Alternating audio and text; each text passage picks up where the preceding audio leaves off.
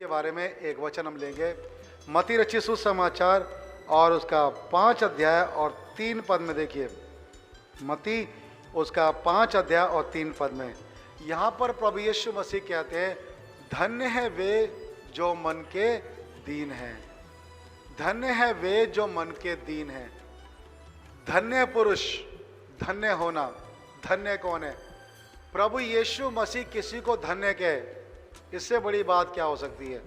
हम जानते हैं परमेश्वर धन्य है, हम जानते हैं प्रभु यीशु मसीह का नाम धन्य है, हम जानते हैं परमेश्वर के सारे जो नाम है बाइबल के अंदर, वो नामों के कारण वो धन्य है, अपने कामों के कारण वो धन्य है। और हमें परमेश्वर को धन्य कहना चाहिए कि धन्यवाद प्रभु, हर बात में धन्यवाद करना चाहिए। लेकिन प्रभु यीशु मसीह अगर किसी बात में कहे कि धन्य है वे जो मन के दीन है, बहुत कम लोग हैं जो इस वचन में अपने आप को अगर डालते हैं तो खरा पाते हैं, क्योंकि प्रभु यीशु मसीह कहते हैं धन्य है वे जो मन के दीन है। क्यों प्रभु यीशु मसीह ने कहा? ये जो गुण है दीनता का, ये गुण किस बात के लिए है? प्रभु यीशु मसीह जिस नम्रता दीनता की बात कर रहे हैं, धन्य है वे जो मन के दीन है, क्योंकि स्वर्ग का राज्य ऐसो ही का है। तो स्वर्ग राज्य में हमको जाना है, और वहाँ की क्वालिटी क्या है? जब परमेश्वर हमें देखे तो हम संसारिक तौर से ना नजर आए दीन, जैसे संसार में लोग होते हैं, है ना। मैंने बताया 3 तरह की दीनता होती है। एक तो संसारिक होती है। तो संसारिक दीनता क्या होती है कि हम अपने काम में जब जाते तो हम दीन होके जाते हैं, क्योंकि हमें पता है अगर हम दीन नहीं होंगे तो हमें नौकरी से निकाल दिया जाएगा। हम वहाँ सुनते हैं, चाहे हमें हमारे ना सुनने की बात हो तो भी हम सुनते हैं, कभी कभी डांट भी सुन लेते हैं, लेकिन नौकरी छोड़ते नहीं है, परंतु वहाँ बने रहते हैं। वहाँ उन्हें संसारिक दीनता दिखानी पड़ती है, वो संसारिक तौर से दीन बने रहते हैं, और इसीलिए उन्हें पता है कि अगर हम ऐसा नहीं करेंगे तो हमारे काम पे समस्या आ जाएगी। और कई बार क्या होता है कि लोगों के सामने दीन बनना पड़ता है। जैसे हम देखें संसार के बहुत सारे लोग होते हैं, जब उन्हें ज़रूरत पड़ती है तो वो दीन हो जाते हैं, अपने ज़रूरत के समय हाथ जोड़ लेते हैं और कहते हैं हमारा काम कर दो, और जब काम निकल जाता है तो भूल जाते हैं। संसारिक दीनता होती है, तो संसार में अपने कामों को निकालने के लिए वो दीन हो जाते हैं, अपना मतलब निकालने के लिए वो दीन हो जाते हैं। जब उन्हें ज़रूरत पड़ती है तब वो दीन हो जाते हैं। ये संसारिक दीनता है, क्योंकि पता अगर मैं नम्रता से नहीं जाऊंगा, दीनता से नहीं जाऊंगा तो वो मेरा काम नहीं करेंगे। अगर मैं शून्य होकर नहीं जाऊंगा तो मेरा काम नहीं बनेगा। कभी कभी क्या होता है, हम इस तरह से व्यवहार करते हैं, सामने तो बहुत अच्छे होते हैं, नम्र दीन हाथ जोड़ के आते हैं, लेकिन पीछे क्या करते हैं? बुराइयां करते हैं। परमेश्वर की दृष्टि हमारे मन पर रहती है। ये सोचे कि प्रभु यीशु मसीह कहते हैं धन्य है वे जो मन के दीन है। परमेश्वर हमारी संसारिक दीनता के द्वारा प्रतिफल नहीं देता।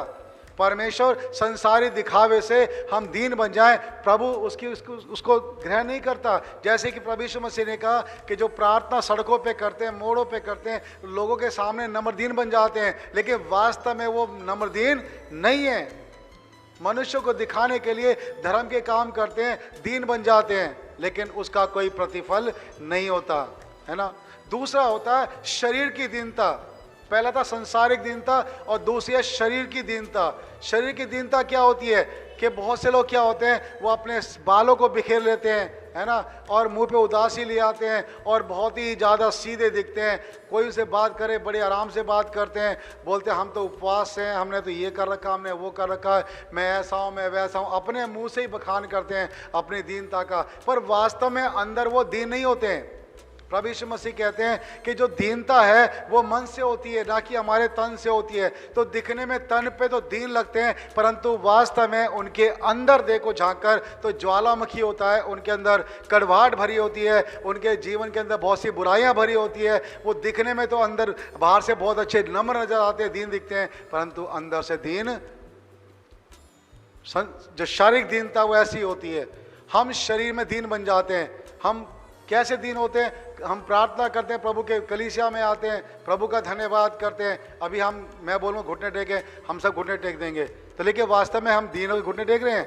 मैं कहूँगा तो आप घुटने टेक देंगे, लेकिन वो दीनता थोड़ी है। दीनता वो है जब आप खुद परमेश्वर के लिए घुटने टेकें। दीनता वो है जब आपके मन में खुद परमेश्वर के लिए आए कि नहीं, मुझे परमेश्वर की आराधना, प्रार्थना, प्रभु की महिमा करनी है। दीनता कहाँ से आती है? दीनता हमारे अंदर से आती है। प्रभु यीशु मसीह का चेला देखिए पतरस प्रभु यीशु मसीह से बातें करता है। प्रभु यीशु मसीह कहता है कि तू अपनी नाव को गहरे में ले जा, और वो प्रभु यीशु मसीह की बात सुनता, बड़ा चमत्कार होता है। ये पतरस जो पहले यीशु से मिलता है, पहले मिलते घुटने नहीं टेकता यीशु के सामने, लेकिन जब बड़ा चमत्कार इसके जीवन में होता है तो क्या करता है, जब बहुत मछलियां मिल जाती हैं तब यीशु मसीह के पाँव में गिरता है। बड़ा चमत्कार देखे इसके मन में क्या होता है, नम्रता दीनता आती है कि ये तो प्रभु है, ये तो यीशु मसीह है। और क्या कहता है, लूका 5 में लिखा हुआ है, वो प्रभु यीशु से कहता है, प्रभु यीशु मेरे पास से जा, क्योंकि मैं कौन हूं, पापी मनुष्य हूं। उसे यह एहसास होता है मैं एक पापी मनुष्य हूं। तो जो संसार की जो मनुष्य की दीनता है वो शरीर में दिखाई देती है, लेकिन अंदर नजर नहीं आती है। कभी कभी हमारे जीवन में शारीरिक दीनता होती है, हम दीन दिखाते तो हैं परंतु अंदर से दीन नहीं होते। अंदर की दीनता क्या होती है, अंदर की दीनता ये होती है कि हम परमेश्वर के सामने दीन बने। हालेलुया, प्रभु के सामने दीन बने, परमेश्वर के सामने पश्चाताप करें। परमेश्वर की दृष्टि मन पर रहती है। परमेश्वर कभी भी हमारे तन को देखता नहीं है, परमेश्वर हमारे संसारी दिखावे को देखता नहीं है। परमेश्वर तो सीधा मन में देखता है कि मन में कैसा है। हम बहुत बार क्या होता है, अपने आप को दिखा तो देते कि हम दीन है पर दीन नहीं होते।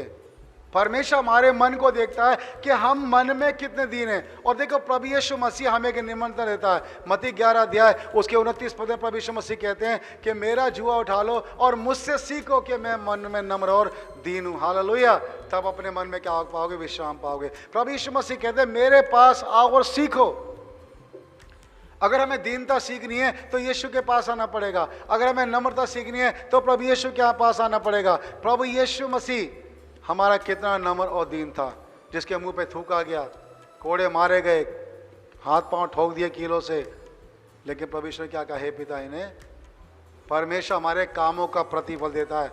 हालेलुया, उसकी दृष्टि हमारे मन पे होती है। देखिए यहाँ पे लिखा है याकूब उसका 4 अध्याय 10 पद में परमेश्वर वचन में क्या बताता है, तो देखिए यहाँ लिखा 10 पद में, प्रभु के सामने 4 की 10 याकूब, प्रभु के सामने दीन बनो तो वो तुम्हें शिरोमणि बनाएगा। हम सब शिरोमणि बनना चाहते हैं, हम सब मजबूत बनना चाहते हैं, हम सब ऊंचे बनना चाहते हैं। हम चाहते हैं परमेश्वर में प्रॉस्पर करे, हम चाहते हैं परमेश्वर में सफलता दे, हम चाहते हैं परमेश्वर में आशीष दे, हम चाहते हैं हमारे घर में बरकतें आए। कैसे आएंगी, तभी आएंगी जब हम प्रभु के सामने दीन बनेंगे।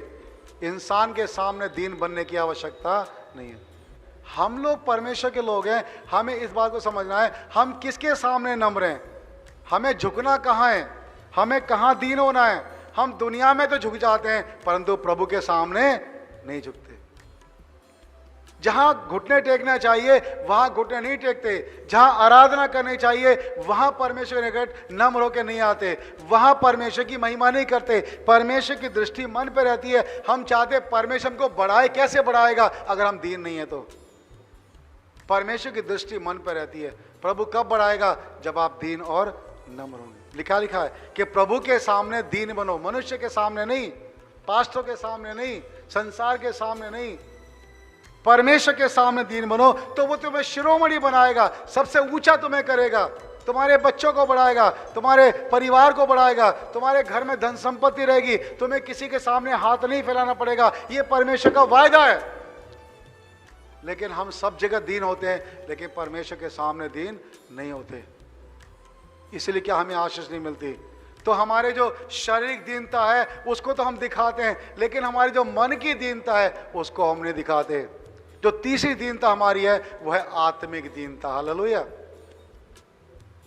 हम तन में दीन बन जाते हैं, संसार में दीन बन जाते हैं, उसका कोई प्रतिफल नहीं है। सबसे बड़ी बात जो परमेश्वर चाहता है वो है हमारे आत्मिक दीनता, अर्थात परमेश्वर के वचन को सुनकर उसके ऊपर चलना, उसके वचन को मानना।